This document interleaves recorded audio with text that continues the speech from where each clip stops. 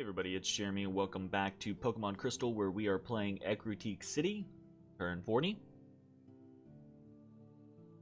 Okay, so we've got a little bit of stuff going on, again, pushing towards that inevitable, I don't know if it's inevitable, that final, probably not final, that hopeful victory. Okay, we've got Alteration 3 has been researched. We're gonna pop over to Evocation 4. I did some reanimation. We got some whites. Dire Portent as Azalea. Puts up Mother Oak. Scary. Got some more reanimation. Got an Arcane Probing that didn't get anything. Captured a Ghastly Champion. I revived a Mound King? Not Mound King. Mound King? Mound King. The little horse duder. Lost some people during the march, and then there's actually a battle that we get to watch. We get to watch a big battle from Azalea killing Pewter, and this is fun. We're gonna watch this because this army may very well be our doom. Because it could fuck us. Confusion from these shield Kadabras will just about kill every Ghastly that they touch. Air Slash from these Scizors will just about kill every Ghastly or Haunter that they touch. Heracross we're actually okay with. These Metapods and Caterpies are not super dangerous. But if they make it up to Butterfree state, Butterfree has several magical attacks that will screw us. And then there's actually the kind of the most threatening thing here for well, maybe not the most threatening. The most threatening is the Scizors. Scizors are very strong. But one of the it's kind of like secretly threatening things is these Espeons, right? And that is because these Espeons have a Psychic and a Confusion, pretty long range attacks that will pop both. Well, the Confusion will pop Ghastlies, and the Psychic will pop Haunters. So that's dangerous. Let's get dangerous. And on the other side, we have just the mishmash of what Peter has put together. Fucking very scary Aerodactyls, but they're not like Peter's not playing anymore, so this isn't like scripted well or positioned well or anything like that. It's just a mass. They've got their god, Loverboy, the Titan of the Boulder. Interesting. He's got Blood Vengeance. Cool. Let's do an over arc and watch how things play out. Do this on 2x speed. We get all of the Aerodactyl volleys into the Scizors. Scizors. Scizors are again very strong, very high protection, naturally pierce and slash resistant, shock resistant and cold resistant, poison resistant, not fire resistant. Oh, I guess maybe they're not naturally shock and cold resistant. Less. And they've got cold weapons on there.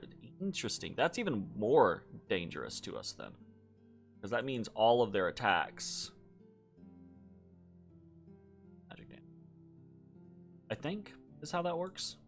How's that work? Enemies hit by, yeah, see.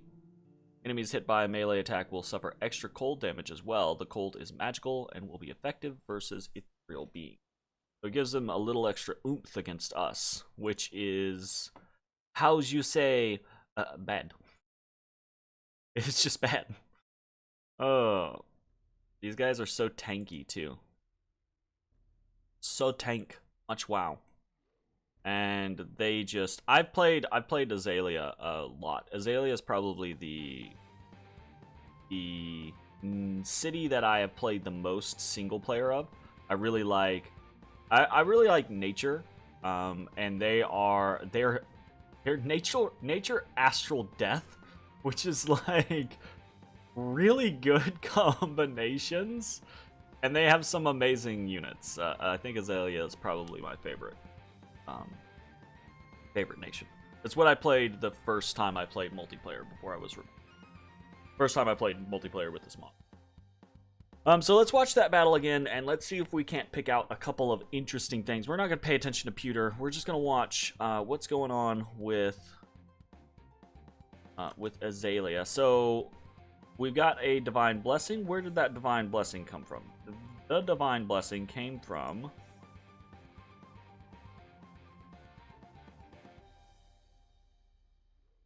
The fuck is over here?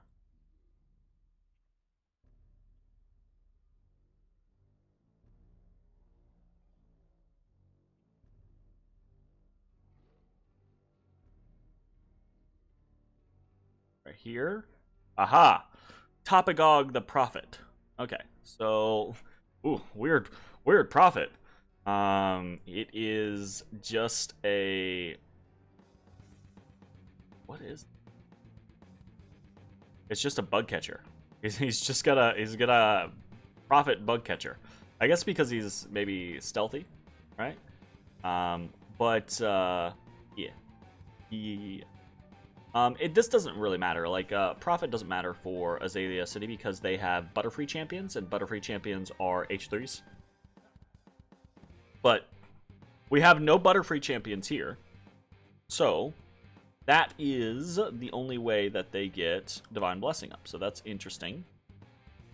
Heracross are really cool and dangerous because Pin Missile has multiple hits. Right? It does 2 times versus demons as well, and it's armor piercing. But it is very low damage. I actually fiddled around with the idea of, I can't remember which nation it is. I think it might actually be Pewter that can, someone can get Heracross that has decently high Earth access. Maybe it's Azalea, because I think Azalea could get some Earth access as well. And the concept is, it's not a good concept because it's only a third of the wielder's strength, but the idea is to basically, like, you know, buff, put a you know, early game tactic.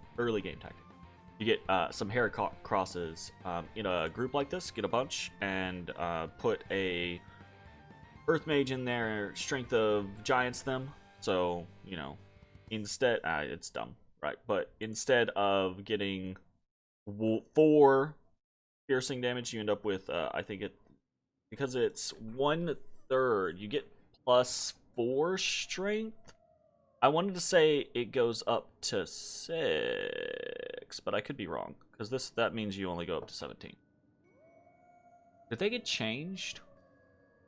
It's been a while since I've looked at them. Anyways, regardless, they're cool. And I don't know, I like things like, it's basically like having like a little like Blade Wind on a stick, right? Or like, I guess not Blade Wind. Blade Wind is many more, but it's like flying shards, right? It's like flying shards on a stick, which is cool. They also hit really hard with their Mega Horn. Shuckles are weird. They got high protection. They've got a weird constrict. Not really doing anything else. This isn't really like a high mage supported army. It's basically just off the back of these scissors, really. Like, even these shield Kadabras, these guys shoot a lot, but, you know, kind of whatever. Like, a group of Aerodactyls, for example, if they were to lace into these shield Kadabras, they just mow them down.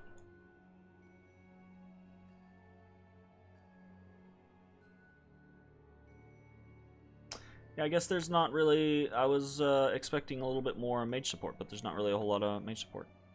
That's good for us. But it's... If this army comes at us, this is going to be hard to mess with. We've got specifically a couple of options, and that is to flood the battlefield, basically. So we're going to see how that goes. All right, we've got... That was that battle. Azalea ended up losing 18 units, 11 of their scissors, so that's good, right? Scissors being kind of like that really scary unit for us. The shield Kadabras did 57 kills, right? Very cool. Only one of them was killed. These guys are dangerous. primarily because of this confusion for us, right? So 59 of them is going to be big deals, but they didn't really lose anything of special note, except for the 11 scissors. Did Pewter's god do anything? Let's go follow their god. Ooh. Hate it when I do that. We'll follow their god real quick. What's he doing? He did Iron Skin. Did Mist Form. Okay.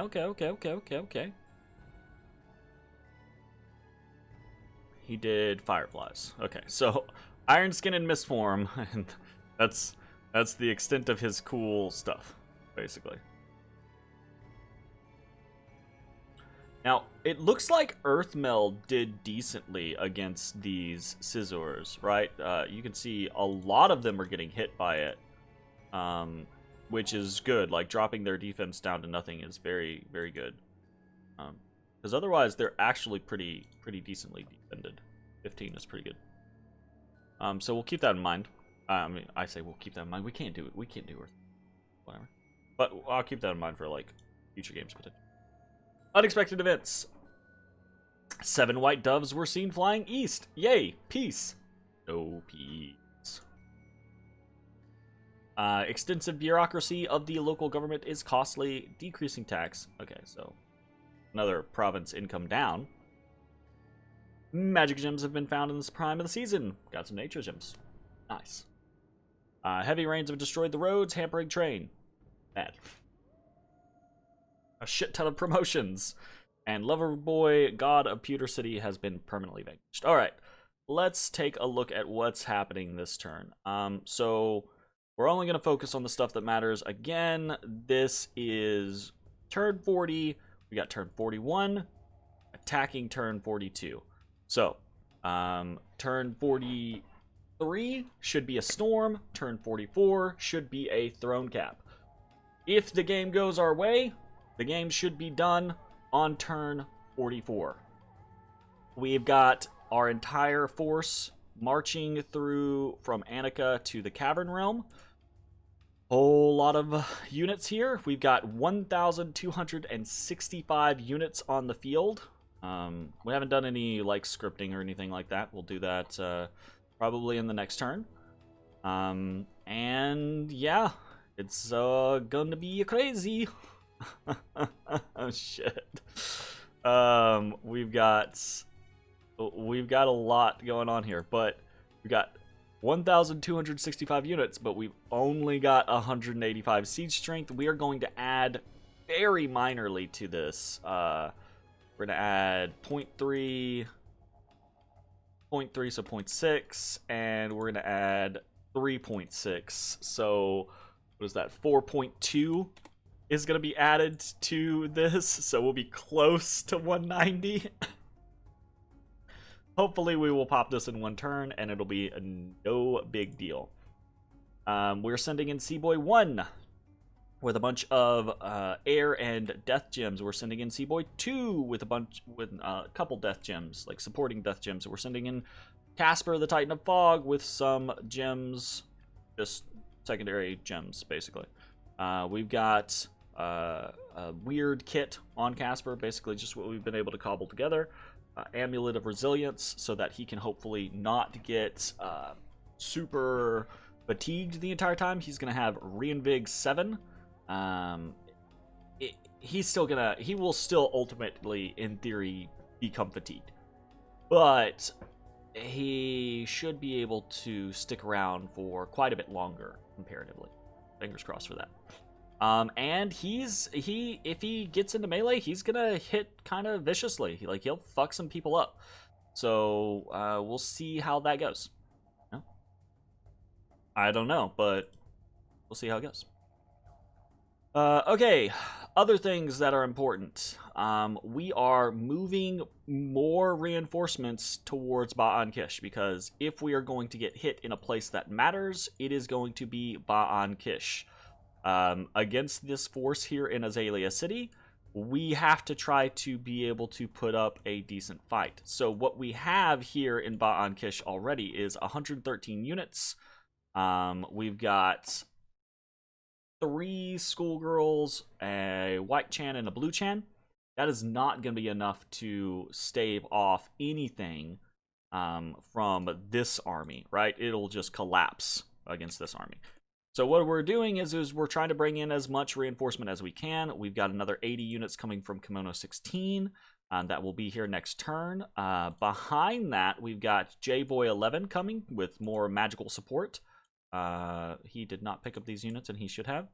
We've got more Ghastly support coming with another close to 160 units. What is that? 155 units coming. They'll be 2 turns behind, which means they should be able to make it to defend Ba'an Kish, which is good. And then we're actually bringing in a couple of other individuals. We're bringing in 2 more White Chans and another junior trainer boy. This one is actually an Astral Mage. So he will be able to join a communion. And if we drop we're putting a temple here right now just for the free spawn. Because even getting like 2 ticks of free spawn is going to help us stave off, right? But in theory, if we put a lab down next turn, which we may or may not be able to do, we could throw we've got some, I've just got them on people right now because whatever, but we've got some crystal matrices that we could throw onto, we could throw one onto Junior Trainer Boy 11 so that he could join a communion and do some skelly spam or something like that. So what we would have is we'd have 2 junior trainer boys, 2 white chans, 3 white chans actually. 3 white chans and 1 blue chan. They automatically enter communion. So that's 4 communion slaves. And then we'd have 3 schoolgirls. So we wouldn't have enough to get to 8, which is kind of the special sweet spot where I would want. But what we might do next turn is all of these white chans can move far enough, right? So we might actually go with the next turn, white chan 3, 4, 7 jumps to Larian, and then they're only 1 turn away from Ba'an Kish. So what that would mean is we could potentially get them in to Ba'an Kish before a big battle was to happen there.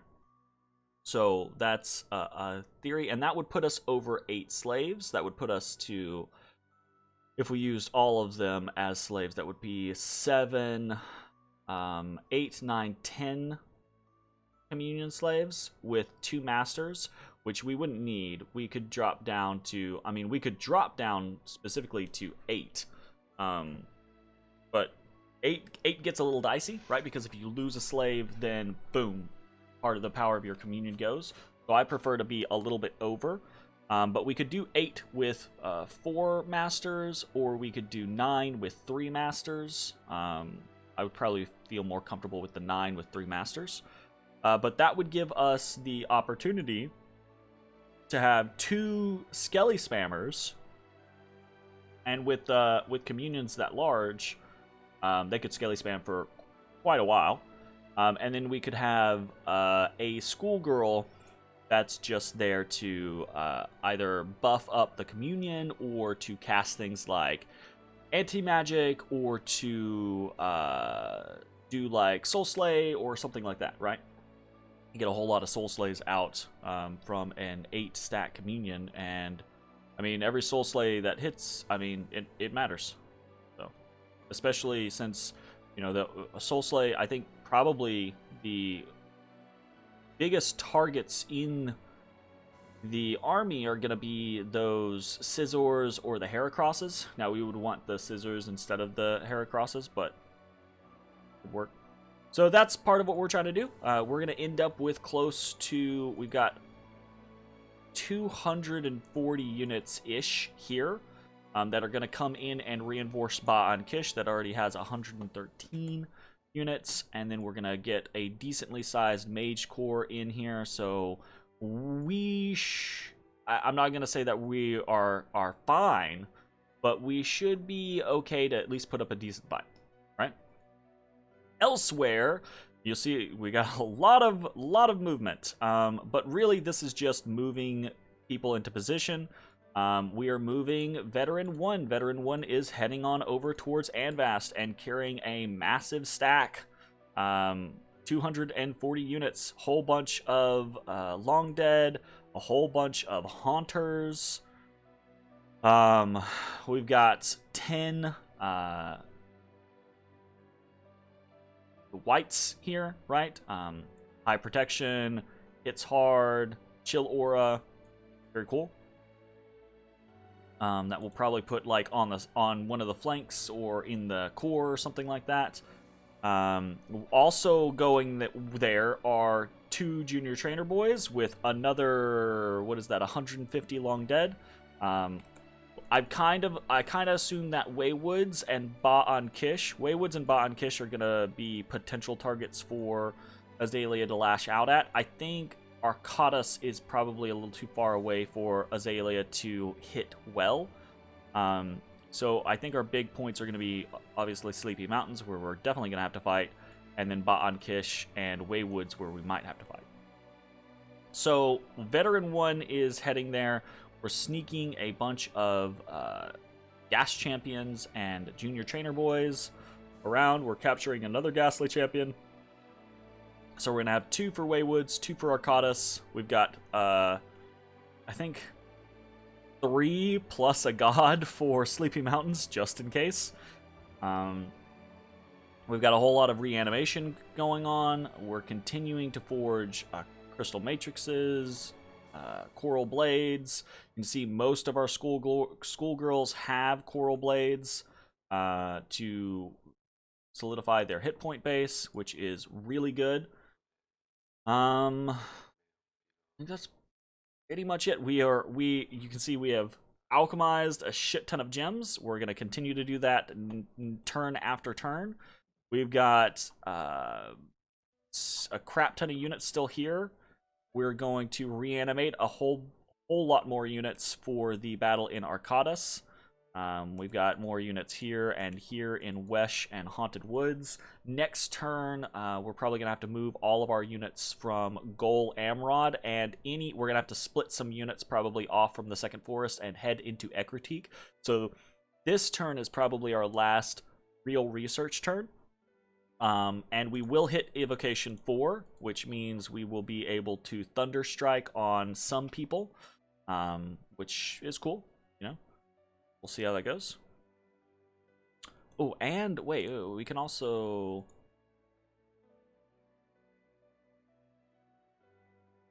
Netherbolt, but that's not really that big of a deal. I was thinking we were... yeah, 5 is Shadow Blast. I was gonna be like, we could actually do some Shadow Blast. Shadow Blast is really strong, but it's too far away. So, okay. And honestly, that's about it. Azalea City has put up Mother Oak. I'm hoping that that is not going to matter, because I'm hoping that in 4 turns, the game is done. So, next turn will be the last preparation turn. Turn after that, battles will begin. We will have a battle here in Sleepy Mountains that I'm assuming is going to be basically nothing initially, right? Because that'll just be the province defense, you know, whatever. And we'll have a battle here in Waywoods and Arcadas. And then the next 2 turns are going to be the big tense turns.